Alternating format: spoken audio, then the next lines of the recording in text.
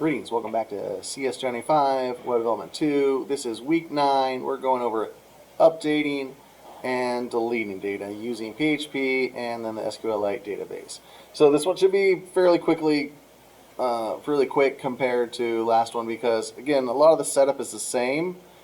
You're just using the different SQL lines, right? So again, very similar to the database. Right? Once you have it all set up, you're just learning the new commands, kind of got the basics. So let's kind of jump right into it.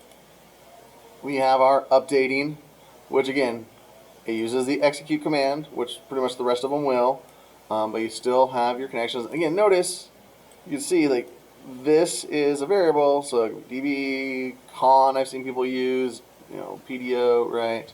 Don't use this.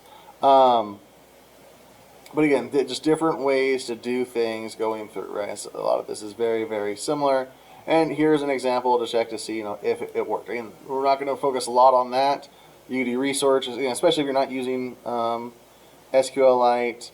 There's different ways to do everything for different programs. So again, we're really focusing on just getting into you. We'll talk a little bit about ways you can do it, but it just really depends on what you're trying to do with your program. So we go back to our web page, and if you want to pause here to kind of catch up to what I have here, I'm on an update.php, and what I did was I updated the form a little bit from the insert and then basically said, all right, what ID do you want to change? And if we remember, like 1, 2 and stuff don't actually exist. I deleted them, so it should be like 4 or 5. Now, and this is where, like, when you're really building a system, what you can do is when you do the select statement, you can select the ID and put it in there. So like, for example, if I wanted to delete this one right here, I could make this, clickable and say, if I click this, then its ID is in there, and you can do lots of different things about that. If this whole entire, you can make this whole entire, each of these their own form, right? And we can use PHP to do that. I'm not necessarily going to go over all of these different ways to do stuff. I'm really just teaching the beginnings. If you're interested, maybe let me know later, but or in the comments below. The key is, right, being able to update it, right? So you need some way. So again, I've done lots of pages where when I create this, I make them their own form, and then you can make a input that's hidden and give it a value that is their ID. So when you click on this, it grabs the ID, grabs the update, and when you write your update statements, which we'll do in a second, it will go ahead and update just the one you clicked on. But again, this is not what we're going over in this class, making these more advanced features. Again, this is just the basics. So let's kind of look at about what we did. Again, I updated this so it uses the update PHP. We're still using the post. These are still the same inputs. Again, I just kind of updated how you're asking for the information. The if is still the same.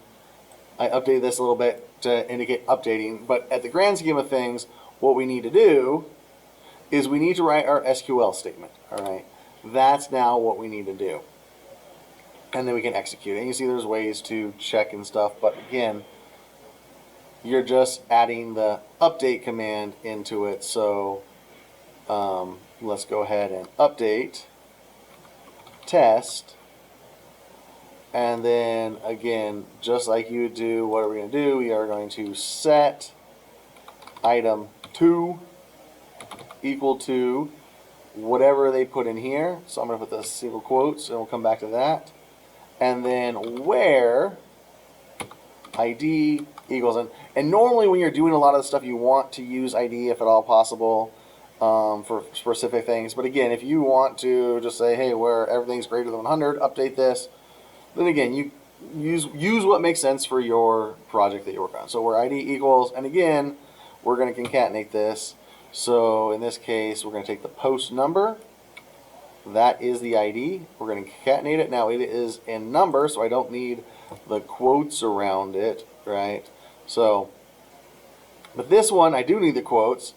Now I'm going to then use the double quotes to get out of it and concatenate. And I'll do this quite often, right? So I have all the pieces right there, and then I'll just type or paste or whatever the variables can be there. So update test set item 2 to whatever they typed in here, where ID equals whatever number they typed in there. And then again, we have this page to see if it works. So again, I don't have this all memorized, so let's go ahead, let's save this. Let's refresh this. Doesn't always necessarily need that, but let's go and refresh it. And then ID equals, let's do 5 and do new. Alright, let's see what happens. Go. Alright, it refreshed the page, which emptied that out. There was no data. Again, this is when you might want to say, hey, at least it was attempted, echo, update attempted, and because you don't necessarily know if it worked with the code that I have now, right? With the code that I have now, don't know, but we refresh this, and we can see that that changed to new. So it worked, right?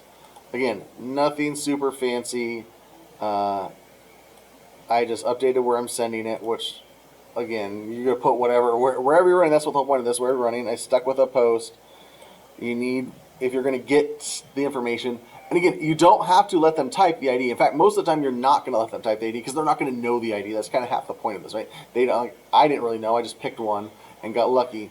Again, as you're doing your research, as you're trying to build this, you're going to do more stuff and be able to figure out, like, again, I can make each one of these a row, when, a form when I'm building this, right? You can do whatever you want when you're building this, right? I just printed the item, but there's nothing to stop me from printing a form, right?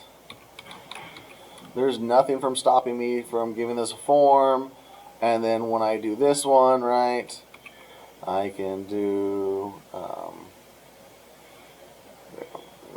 I create my item there, right? My all of the inputs, right? And then the value equals this. Or I can say the value equals the row ID.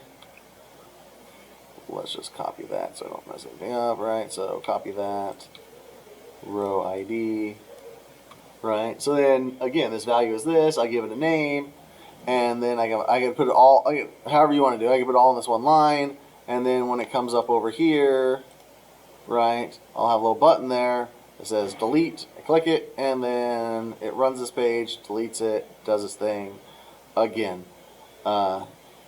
not here to go and show you all of these more advanced features, but I do want to point out that the way I'm showing you to do it is most likely not the way you're actually going to do it as far as designing your web page, but the way you do the update, right? The way you do the update is the way, right?